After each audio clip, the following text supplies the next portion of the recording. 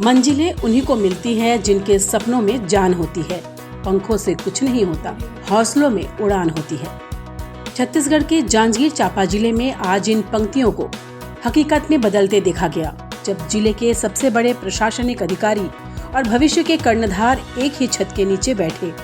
अवसर था मेधावी छात्र प्रोत्साहन एवं करियर मार्गदर्शन कार्यशाला का, जहां कलेक्टर जन्मजय महोबे ने अपनी कुर्सी का रुतबा छोड़ एक बड़े भाई और शिक्षक की भूमिका में बच्चों को सफलता के वो मंत्र दिए जो किसी भी किताब में नहीं मिलते। आइए देखते हैं गोपाल शर्मा की यह विशेष रिपोर्ट में।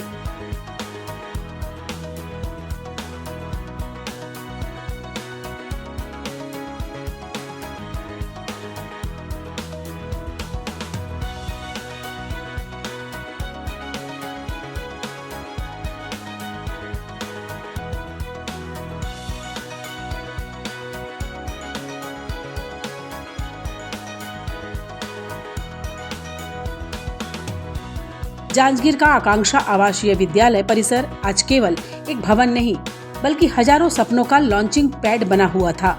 यहाँ जिले के वो 190 सितारे जुटे थे जिन्होंने बोर्ड परीक्षा की मेरिट लिस्ट में अपनी जगह पक्की की है।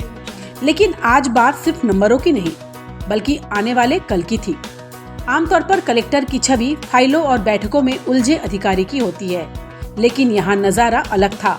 कलेक्टर जन्मजय महोबे ने अपनी निजी जिंदगी के पन्ने खोलकर बच्चों के सामने रख दिए।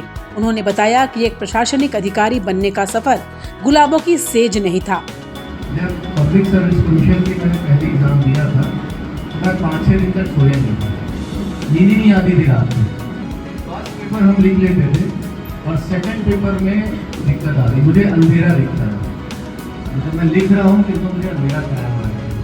तो आपको अपनी फिजिकल फिटनेस भी, अपनी मानसिक स्थिति भी बहुत अच्छी करना है।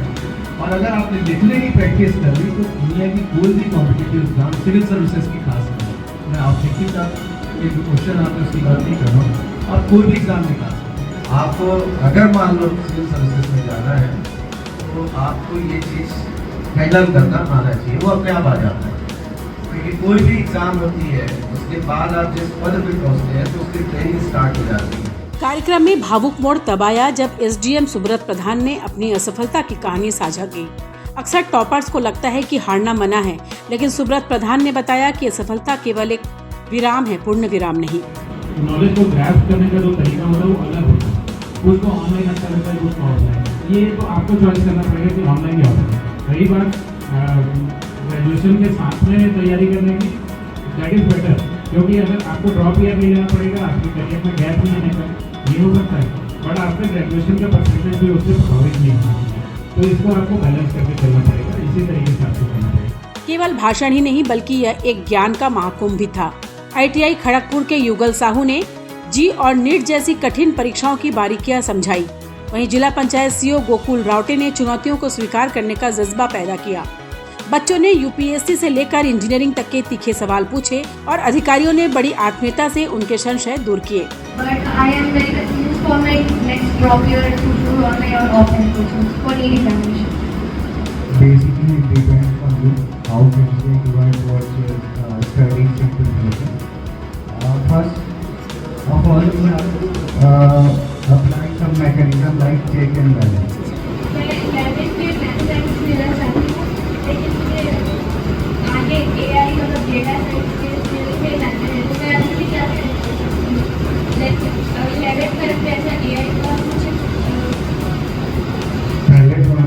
अपने करिकुलम को, अपने कोर्स को पढ़ना है। जेई का एग्जाम दीजिए, जेई के थ्रू IIT क्रैक कीजिए।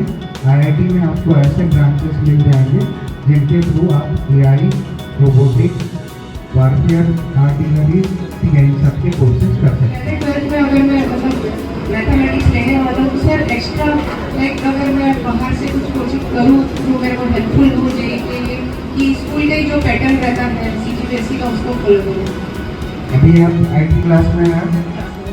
10th क्लास में जो है बेसिकली 9th और 10th आपके फाउंडेशन बिल्डिंग का टाइम होता है। आप अभी जो कोर कॉन्सेप्ट्स हैं मैथमेटिक्स में, फिजिक्स में और केमिस्ट्री में, वो क्लियर करिए। इस आयोजन को भव्य बनाने में अशासकीय विद्यालय संचालक संघ का बड़ा योगदान रहा।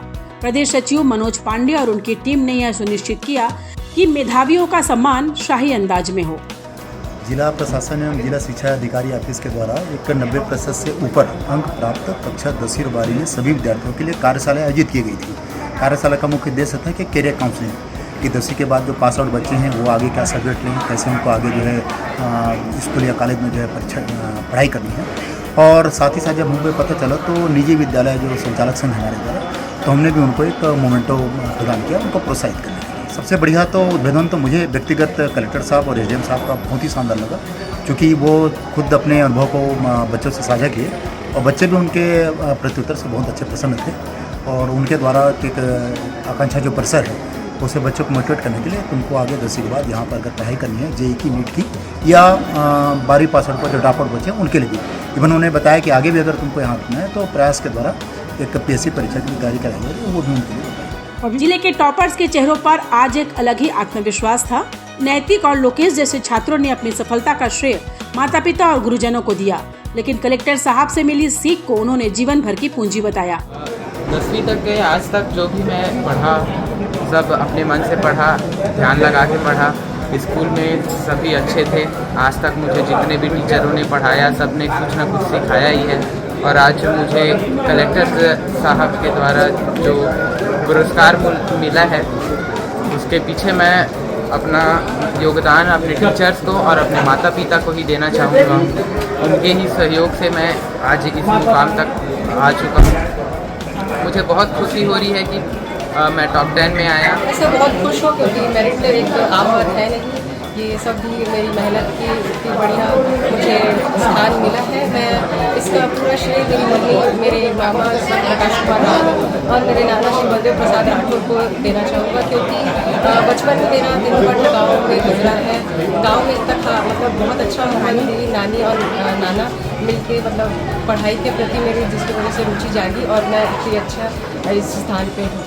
शाम होते होते कार्यशाला समाप्त हुई, लेकिन बच्चों की आंखों में एक नया सपना पल रहा था। कोई कलेक्टर बनना चाहता है तो कोई डॉक्टर, लेकिन एक बात तय थी कि जांजगीर के ये मेधावी अब रुकने वाले नहीं हैं। जिला प्रशासन की इस पहल ने साबित कर दिया है कि अगर सही दिशा और समर्थन मिले तो छोटे शहरों के बच्चे भी आसमान छू सकते हैं।